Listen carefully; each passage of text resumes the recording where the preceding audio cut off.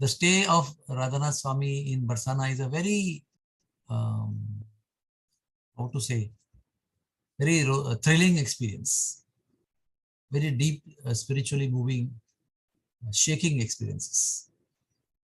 There was no beautiful steps like they have today. There used to be like, when we went also in 1986, it was like rock mountain, mountaineering, climbing mountain in a way how the mountaineering people climb. And much before that, we went in 86, and we're talking about now 71.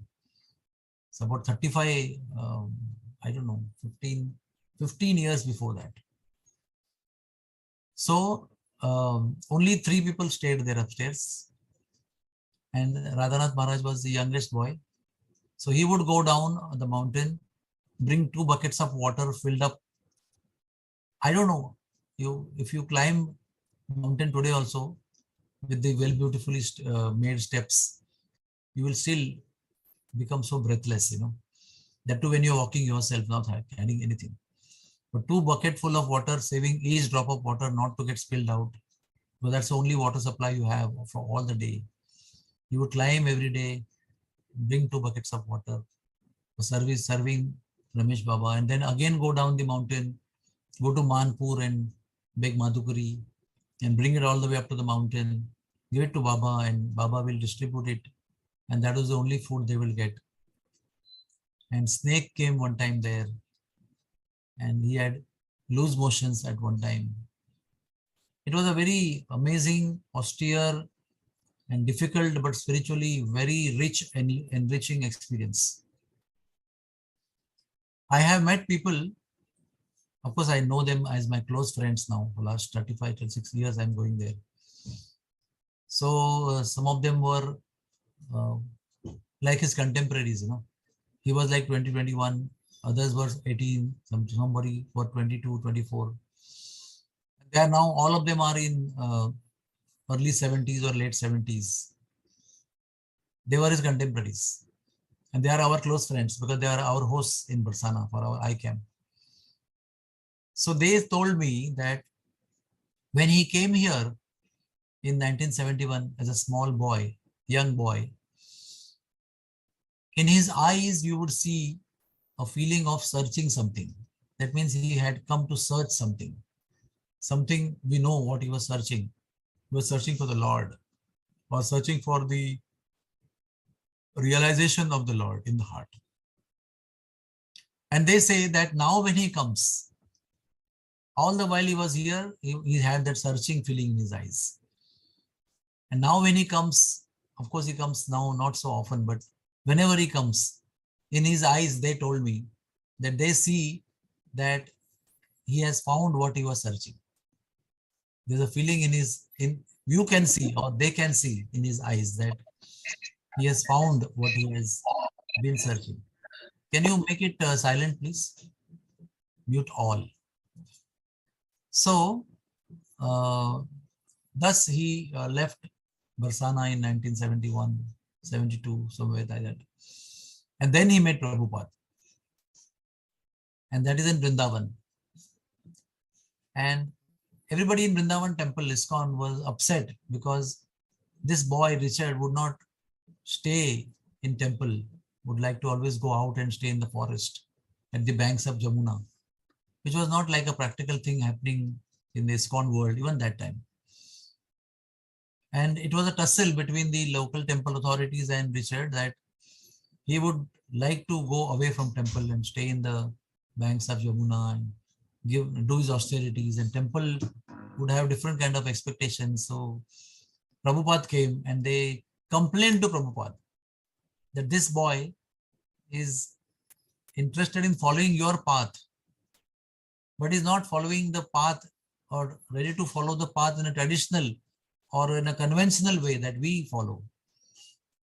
So Srila Prabhupada came close to Radhanath Swami, Richard, and looked deep in his eyes, something like scanning his heart in great depth.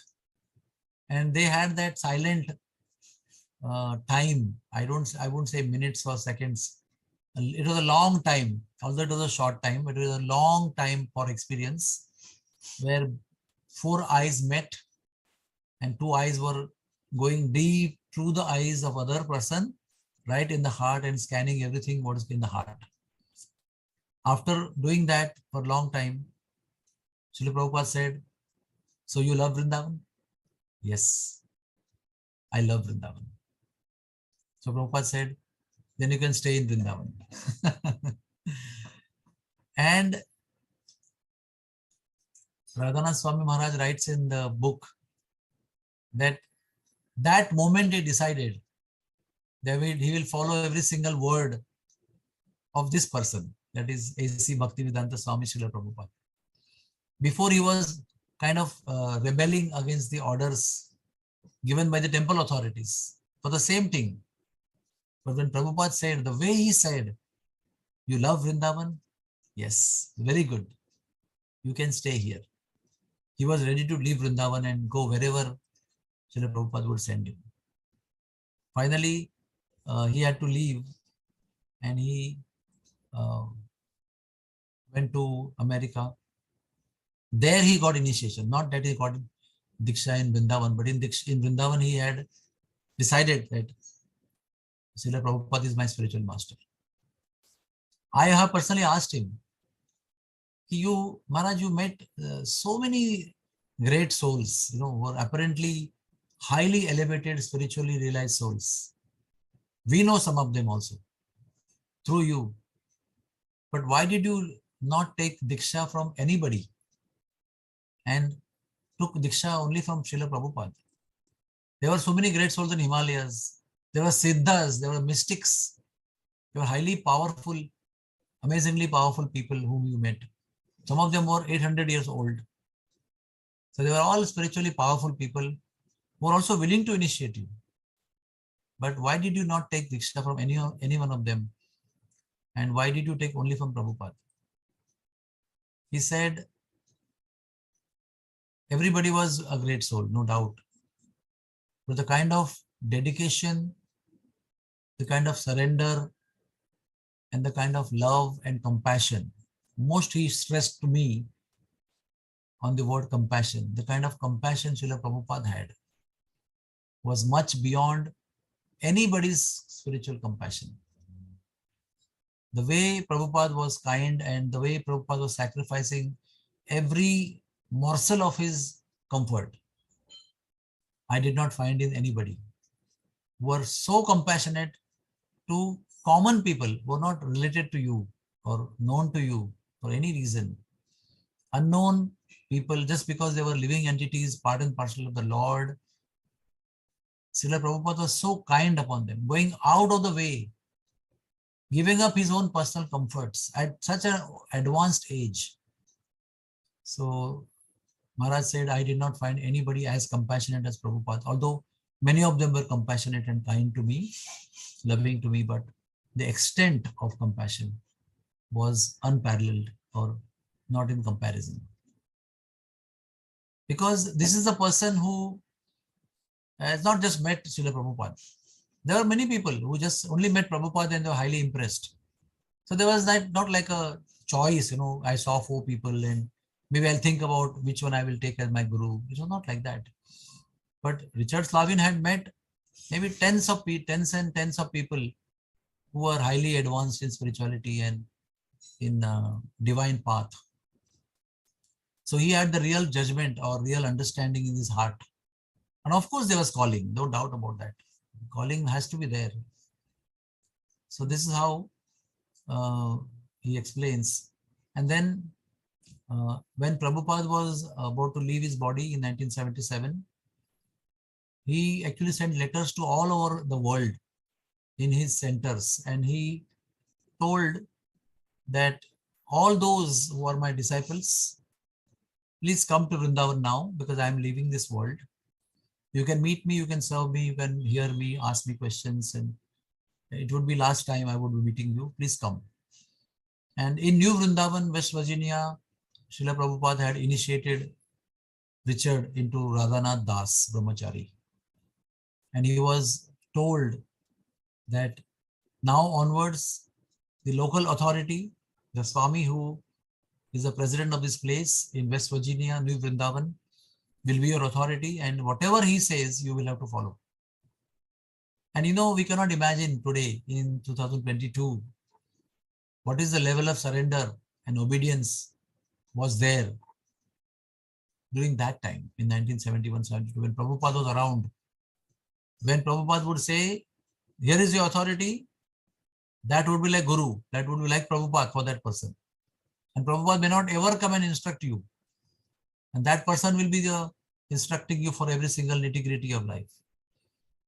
And especially the New Vrindavan authority was very strict, extremely senior and extremely strict, and a very heavy spiritual personality. And in New Vrindavan, it was a very difficult situation in those days. There were 7 hills and there would be muddy places and there would be ice all over in the winters. And there are stories of New Vrindavan of kind of austerities people would do. Would get about 1:30 in the morning in the middle of the winter, take cold bath in the snow by melting the snow, by breaking the snow with stick and catching water under the snow and taking bath and rubbing the body with the broken ice as scrubber, I mean, we can just hear fairy tales like that. But that was kind of life. And there are very few devotees who could stay in such conditions. So there were, of course, dearth of devotees. Number of devotees were less. To serve in 3,000 acres. There were 3,000 acres having 7 mountains in New Vrindavan. And you can imagine, you have to go from one mountain to another, one temple to another, in such difficult conditions with no electricity and God knows what kind of austerities were there. Hardly any food to eat. So when Prabhupada sent letters, the New Vrindavan authority thought, if I declare this letter to everybody, then everybody will just leave because it is the order of Guru Maharaj, order of Prabhupada. So who will serve in New Vrindavan? New Vrindavan will just collapse. So the authority decided not to tell about this letter and the last line that Prabhupada is calling you. So it was not known to New Vrindavan devotees that Prabhupada is leaving this world and he wants all the disciples to come to meet him finally. And in those days, not knowing that Prabhupada is leaving, but everybody kind of knew that Prabhupada is not well and Prabhupada is like in his last days. So Richard Slaving, now Radhanath Das Brahmachari, was in deep desire to serve Srila Prabhupada personally. So lo and behold, for many, many days, when Prabhupada was on deathbed in Vrindavan, for many, many days, every single day, Srila Prabhupada came in the dream of Radhanath Das Brahmachari. And Radhanath Das Brahmachari was massaging his feet, washing his clothes, cooking for him, feeding him, washing his utensils, making bed for him.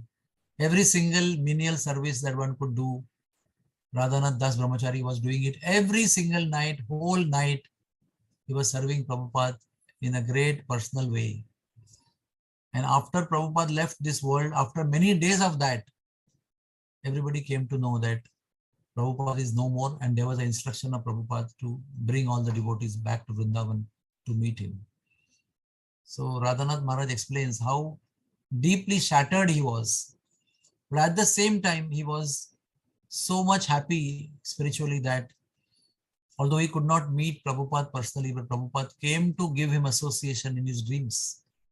So that shows the purity and sincerity and depth of the spiritual desire that Radhanath Das Brahmachari had.